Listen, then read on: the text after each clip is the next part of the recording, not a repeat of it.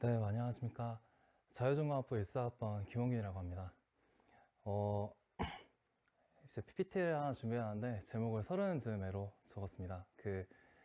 만 나이로는 사실 내년에 서른이 되는 건 아니지만 한국식 나이로 이제 내년에 서른이라서 좀 미리 충격에 대비하는 그런 마음도 있고 좀 어느새 벌써 이렇게 시간이 많이 흘렀구나 싶어서 네, 그렇게 지었습니다.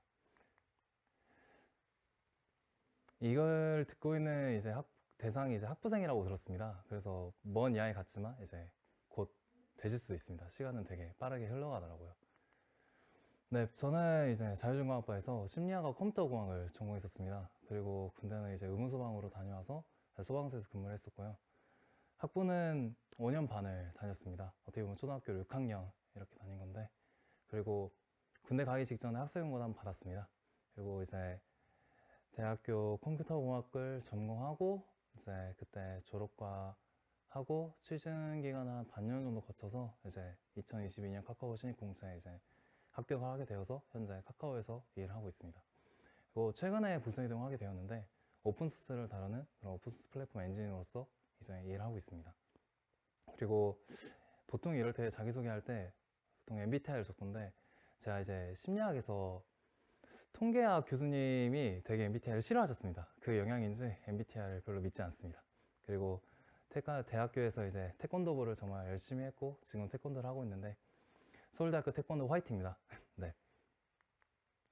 사실 이게 전공을 얘기하는 자리라고 하는데 제가 아직 경력이 2년 차가 됐습니다. 그런데 최근에 부서 이동을 하면서 일이 변경된 것도 있고 솔직히 말씀드리면 전공이나 진로에 대해서 사실 잘 모르겠습니다. 회사에서는 아직도 막내 포지션입니다. 그래가지고 뭐 좀 잡다구리나 자질구레한 것들 그리고 최대한 시니어분들 보필해서 여러 가지 하고 있는데 사실 솔직히 말하면 잘 모르겠습니다. 그래서 전문 지식도 제가 학부생님들한테 이렇게 말씀해 주는 것도 좀 어려울 것 같습니다. 그래서 솔직히 지금 이런 영상 촬영이 조금 두렵기도 하고요. 그래서 뭔가 전공이나 어떻게 보면 컴퓨터공학, 심리학 이런 것보다는 제가 학부생 때 개인적으로 아쉬웠던 점들을 좀 풀어내려고 합니다. 현재 서울대학교 자유전공학부 홈페이지에 가보면 위와 같이 써져 있습니다. 결국 뭐 자유전공학부는 자유롭게 이제 전공을 선택할 수 있는 학과다라고 이제 적어져 있습니다. 그래서 제가 일할 때는 되게 꿈에 부풀었던 것 같습니다. 이제 아무래도 서울대학교는 네임밸류도 있고 좀 무엇이든 배울 수 있다 이런 느낌이 되게 있었습니다. 되게 그런 거에 많이 설레었고요. 그래서 개론 수업을 좀 많이 들었고 도강도 되게 많이 했었습니다. 책을 좀 읽기도 하고 여러 학문에 대해서 되게 관심이 많았어요. 그러면 뭐 써있는 대로 뭐 경영학, 과학철학부터 막 인류학까지 되게 전반적으로 관심이 많았습니다. 근데 이제 그렇게 막 여러 가지를 탐색하면서 되게 나름대로 열심히 노력하고 알차게 시간을 보냈다고 생각을 하는데 막상 전공을 선택할 순간이 다가오니까 이상하게 막막해졌습니다. 이게 이제 제가 좋아하는 게임 스타크래프트의 이제 좀 그런 맵 지하인데 되게 이곳저곳 많이 돌아가면서 시야를 많이 밝혔다고 생각을 했었거든요. 그런데 막상 제가 선택할 순간이 오니까 깜깜한 거나 다를 바가 없었어요. 그래서 되게 어려웠던 기억이 납니다. 뭔가 전공을 이거 선택하면 되돌이킬 수 없을 것 같고 이걸로 제가 이제 꾸준히 나아가야 되는데 과연 잘할 수 있을까라는 이제 두려움이 많았었죠. 그렇게 이제 고민을 하던 중에 우연하게 인류학과 석사과정 선배한테 물어볼 기회가 생겼습니다. 그래서 지금까지 제가 했던 막 얘기들도 드리면서 어떻게 할까요, 선배님? 이것도 하고 싶고 저것도 하고 싶고 그것도 하고 싶습니다. 라고 이제 물어봤습니다. 그랬는데 이와 같은 답변을 받았습니다. 손에 힘 좀 풀라고. 그렇게 꽉 쥐고 있으면은 새로운 것도 줄 수 없고 쥐고 있는 것도 놓칠 수 있습니다. 그렇게 이제 들었습니다. 정확한 내용은 잘 기억이 안 나는데 대충 이렇게 비슷하게 답변을 들었고 좀 많이 충격적이었습니다. 그리고는 이제 얼마 안 가서 제가 군대를 가게 되었고 이제 군대를 다녀와서 이렇게 또 다시 한번 전공을 어떻게 할까라는 생각을 할 때 그 선배님의 말이 떠올랐고 아, 제가 어디서 주워 듣던 말이었는데 가능성에 중독된 상태였던 것 같습니다. 이제 정확히 제가 그 가능성을 중독된 상태를 제 나름대로 해석을 하면 가능성을 계속 넓히기만 했던 것 같습니다. 그러니까 이것저것 탐색을 하고 이것저것 알아보고 그런 것들이 절대 나쁜 건 아닌데 그거에 대해서 전혀 구체화되어 있지도 않고 막연하게 그렇게 전공을 탐색하고 있으면은 뭔가 본인 스스로 열심히 살고 있고 제대로 하고 있다라는 좀 이런 느낌적인 느낌에 계속 도피를 했던 것 같습니다. 그렇게 뭔가 언젠가 진짜 나를 찾을 수 있겠지? 뭐 그런 무수한 가능성 속에 어쨌든 내 모습이 또 하나 있겠지? 어떤 그런 전공을 선택했을 때 그 전공을 열심히 공부하는 그런 모습을 떠올리면서 그게 어떤 전공이 되든 간에 나는 분명 그런 무수한 가능성에 어쨌든 멋있는 내가 있을 것이다 라고 이제 생각을 했던 것 같습니다.